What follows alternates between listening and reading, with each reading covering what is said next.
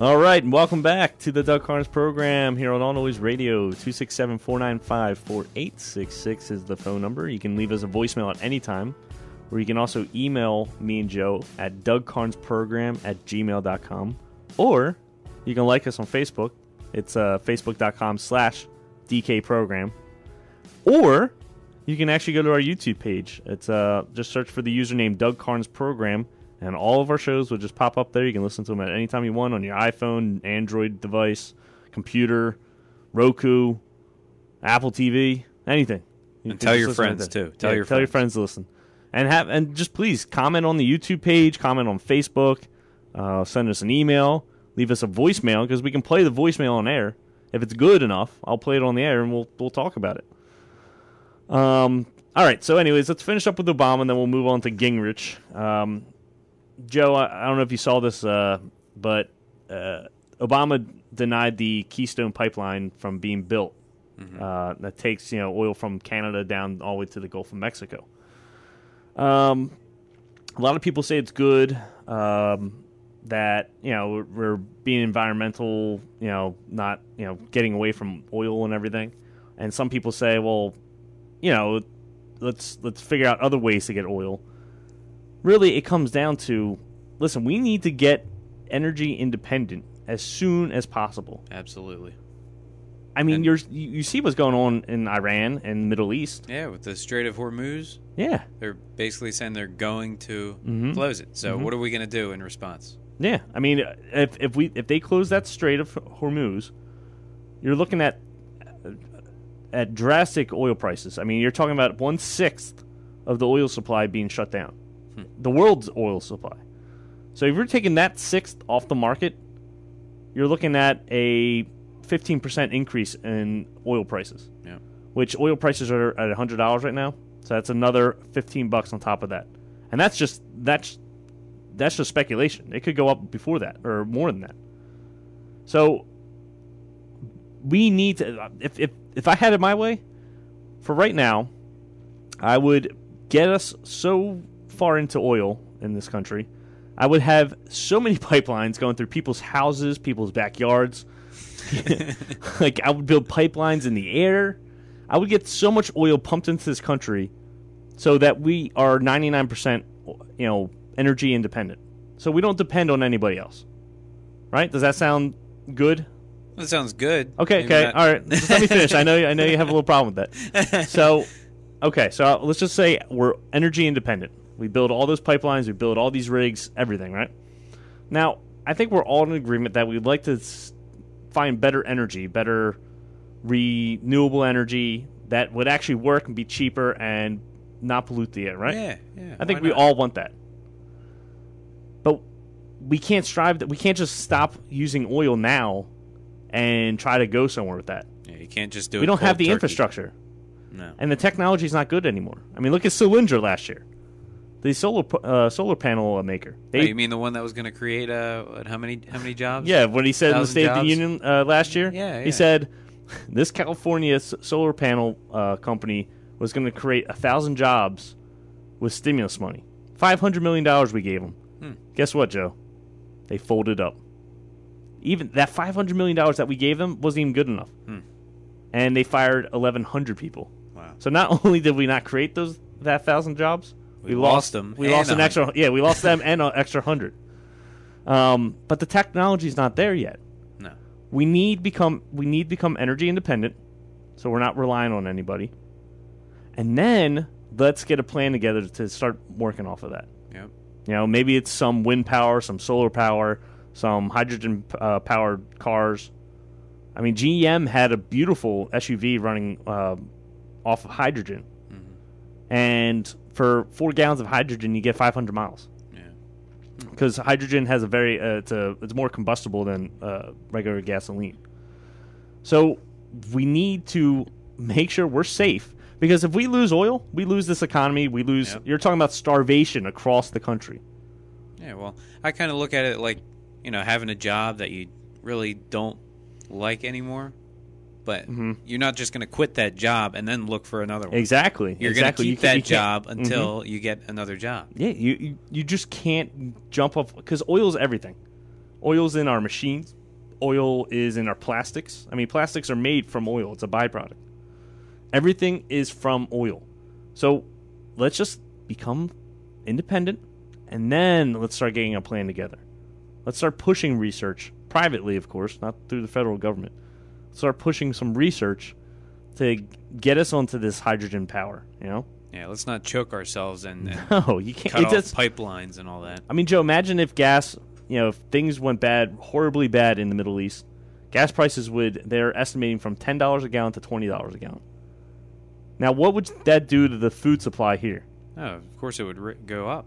The price. Yeah, the prices would be so high for just trucking things across country that nobody will be able to afford food. So you'll have chaos, you'll have riots just to get food. You'll have, high rates of crime just to steal a loaf of bread, to steal a pun. But it's just not good. That's why we need to make sure we're, energy independent.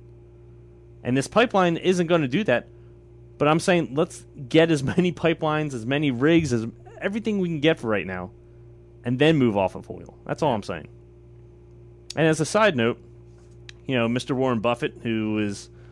Oh, the secretary pays more tax than... Yeah, he's famous for saying that I don't want to pay more, or I don't want my secretary paying more taxes than I do. First of all, Mr. Buffett, you're millions of dollars, you owe millions of dollars in back taxes. So you might as well pay those first. Second of all, let's just touch this and we'll go to what I was about to say. Warren Buffett was paying, because I touched on this months ago about the whole Warren Buffett thing. He is paying a capital gains tax, which says he used money that was his income to invest in other, opportunities. So since that's not like straight compensation for working, that's what is called capital gains. And there's a 15% capital gains tax. Now, I'm sure he pays his secretary a large amount of money since he's a billionaire. So a secretary probably makes maybe, $500,000 or something like that, which at a $500,000, you're paying a 28% rate. Mm-hmm. So, but that's income tax. That's not a capital gains tax. They're two different taxes. It's like comparing apples and oranges. So he blatantly uses this lie, and Obama used it tons of times in the last fall, saying that Warren Buffett shouldn't be paying less taxes than his secretary. It's because it's baloney. It's always another way to twist the truth. Yeah, capital's gain tax is not an income tax, and actually, a capital's gain tax is a double tax because that income that Warren Buffett used to put into investments, he already paid taxes on that income because that was his income tax. So now he's getting taxed more for good investments. So he's getting taxed twice on that same amount of money. Now, yes, he might be making more money for investments, but that's what's great about investments because you either make a lot of money or you lose a lot of money. It's called risk. You don't need to tax that. All right, so anyways, Warren Buffett is the president's best friend, and he is actually benefiting off this Keystone pipeline shutdown. Oh, go figure. Yeah, because he owns the Trans-Canada Railroad, which actually supplies a lot of oil through trains. So he'll actually make that money because that oil, instead of coming through a pipeline now, will come through, trains from Canada into the United States. So he's actually going to benefit from this. You don't think that might be the cause why Obama did this, not for environmental reasons? Yeah, Buffett probably called up Obama and said, you can't do this. Or how about when Obama was talking to Petrobras, which is Brazil's state-run oil company? Now, you'll hear this at sound clip, and he's talking straight to Petrobras. And we'll play it here, and you just decide why maybe this pipeline was, canned for certain reasons. So let's run it right here. We want to work with you. We want to work with you. We want to help. We want to help. With technology and support to develop these oil reserves safely. And when you're ready to start selling, we want to be one of your best customers. All right, so he's telling Petrobras that we want to be your best customer. So we don't even want to be energy independent. We want to depend on everybody. We want to depend on Brazil, Venezuela, the Middle East. That's his whole plan. Yeah, makes sense. And he's speaking to the oil companies from across the border lines. Petrobras, Venezuela. Yep. He's at this conference. That's who he's talking to. So this is probably one of his main reasons for canning the pipeline, because he's promising. Also, Joe, I don't know if you saw this last year. We sent $2 billion to Petrobras for funding. Oh, yeah, we send money to everybody else, so why not them? Yeah, and so now we want to become dependent on them. Since we send them money, we're going to, buy oil from them. It's ridiculous. It really is. It never ends with this government. No. But it goes back again. Just think about, it's a scary thing to think about, but think about us losing oil from Brazil, from the Middle East. If we're not independent, we could be starving. I mean, the oil could go down on next Monday, and Tuesday this country is in a chaotic mode because they know food's not going to be getting into their stores anymore. Yeah, it could get ugly. Yeah, exactly. So that's basically. I just want to finish up the Obama news for the week. But this Keystone thing is just, like I said, it's a small piece of the pie when it comes to oil. But all I'd say is build as many pipelines as you can, as many rigs, as many transporting devices to get oil into this country, so we don't need to depend on anybody else. I mean that's what we did in the 1900s. We became very independent with oil. That's basically what America's all about: independence. Yeah, you do it yourself. Yes, you we don't do it. rely We don't on anybody else. No, let the world rely on us if they want. We'd rather them, each country rely on themselves. Yeah. But we want to rely on ourselves, and then if you need help, we'll help you. Yeah, you can't just rely on everybody. You have to cover your behind first. Yeah, it's ridiculous. That logic doesn't make sense. And we to them. are the number 3 oil supply in the world. Like, we have the number 3, third most oil supply in this country, between Alaska, the oil shale we have here in Texas, and all that. Yeah. And we're not using it. We could be energy independent.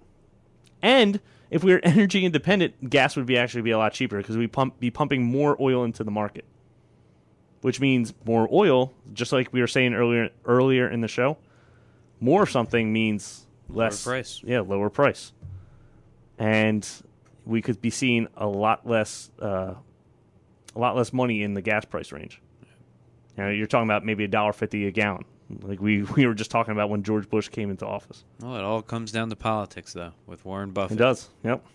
And it's a shame. It's just environmentalists and all this stuff. Like, I'm all for getting cleaner energy, but we need a plan first. Wind and solar. If wind and solar were picking up right now, we would have solar panels all over the place. But I drive around Delaware, which they have huge tax credits for solar panels. And businesses, their entire roofs are covered with solar panels just to cut their energy down by 80%. So it doesn't even run their entire company, their entire business off the solar panels. They actually still have to get electricity from the electricity company. So the technology is not there yet. It really isn't. So let's get energy independent and then move to cleaner energy. I'm all for that. You'll have my vote when we get there. But like I said, we don't have a plan right now, and we can't get off of oil. All right, we're up against a hard break. We'll be right back.